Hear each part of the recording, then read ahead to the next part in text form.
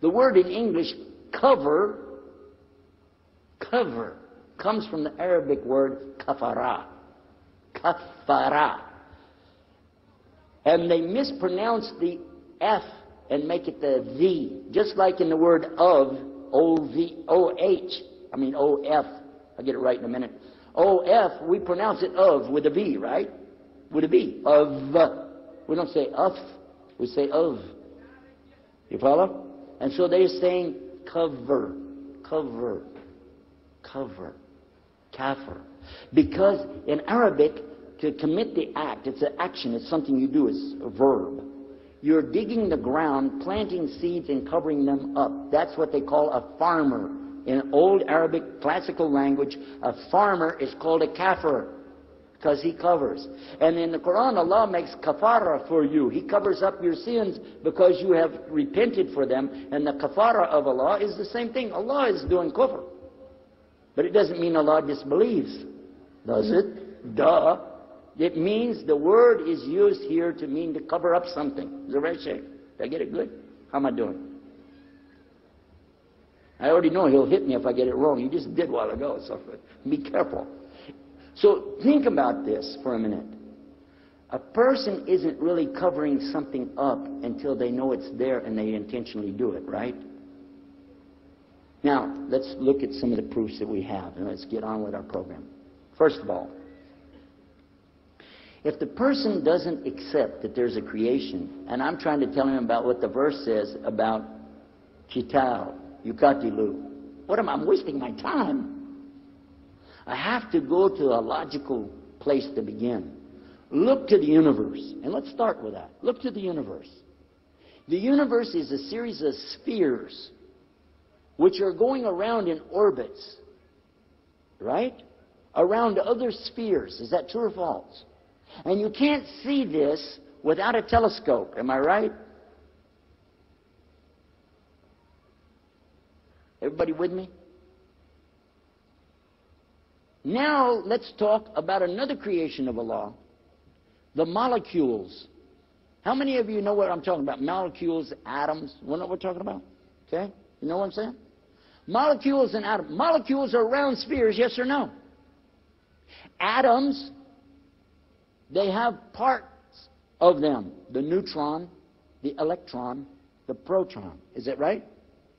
And these are spheres going around other spheres in orbits, yes or no? But you can't see this without a microscope. Is that true or false?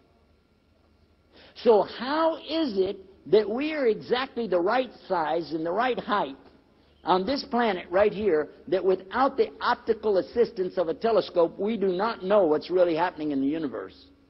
We don't know what it really is. It wasn't until the telescope came that people started figuring it out. Am I right?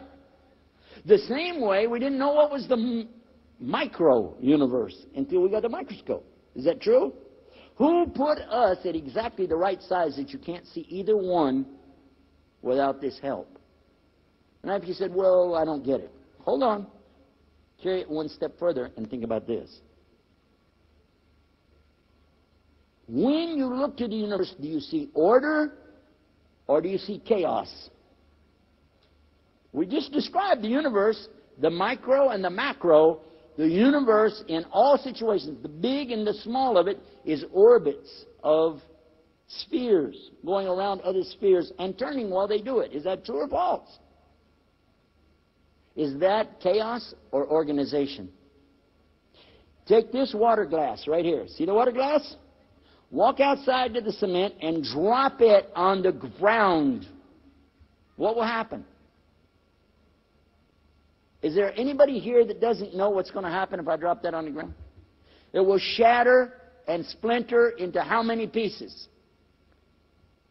How many pieces?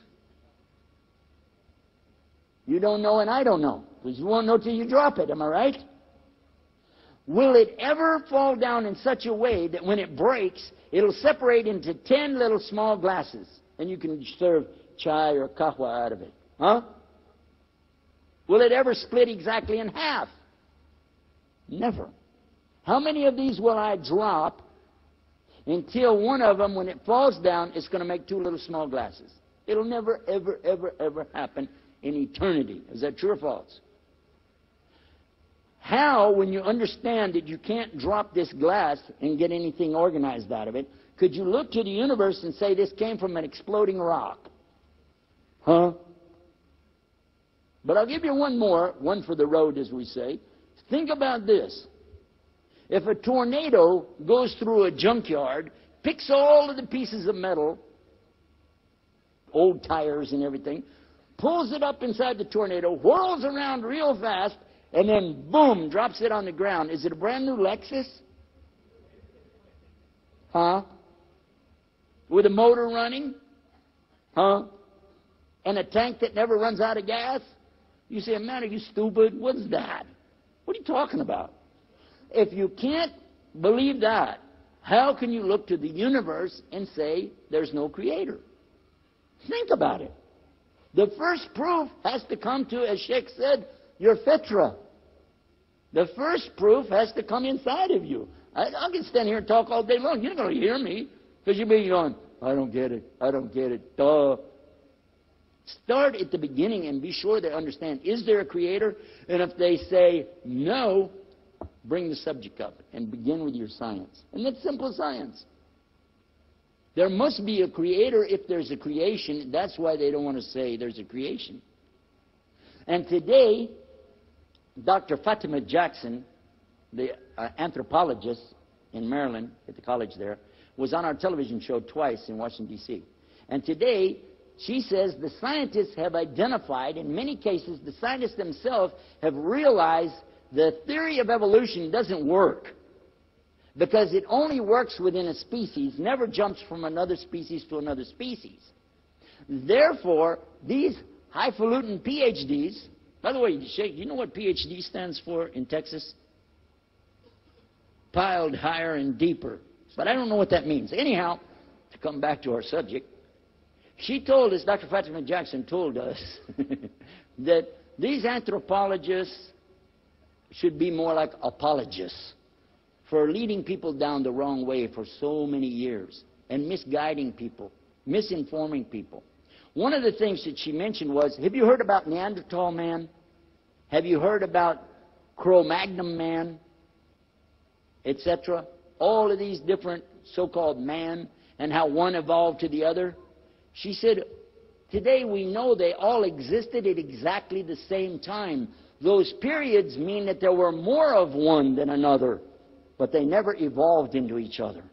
So some of these top scientists today have realized there's a creator, but they're scared to say it. You know what they're using? Go on the internet to google.com and check it out. They call it intelligent design. Intelligent design, ID. It's called ID. Some of the scientists are very angry with them, and they're calling them kafirs. Saying that they're covering something up. They're showing it. This is the truth. There is a God. There really is a real God. So if you already know that, you're on the right course. When a Hindu tells me he believes in God, I go, hey, great. And when a Hindu, like the one who rode with me on the airplane from Mumbai, used to be Bombay, they didn't like the booms, they made it a boom. Anyway, if I knew you were going to laugh that loud, I'd have told that earlier. Anyhow, when we were coming over here to Bangalore, he told me, there's only one God. I said, really? He said, yes. There's no other God with God. There's just God. It can only be that way. He's telling me. Do you want me to argue with him? No, that's what I believe. But what do we believe about the God? And this is why you need the proof. For him, he's going on faith. For me, I got proof because I know how to look at it. Now, I know a lot of you thought we were going to sit around here and talk about the miracles in the Quran tonight. That's a job for big scholars, not a little guy like me. What I'll do is tell you what we did. We took these evidences from the Quran and we put it in English terms on our websites. IslamTomorrow.com. See, I sneak those commercials right in there again. Hey, I'm from Texas. We don't care. Anyway, when you go there and see the scientific evidence, yes, the Quran has a lot of science in it. But that's not where I'm going to start. I want them to start with their own head so that when they read the Quran, their hearts will be open to this message. Nobody knew 1400 years ago that the human being is formed like a leech-like cut of blood hanging inside of the womb of the mother, clinging to the wall of the uterus. And it's in Arabic called alaqa. An alaq. The human being is created from what? Alaq. And the first words of Quran are teaching us about the alaq. The first words that came to the Prophet ﷺ.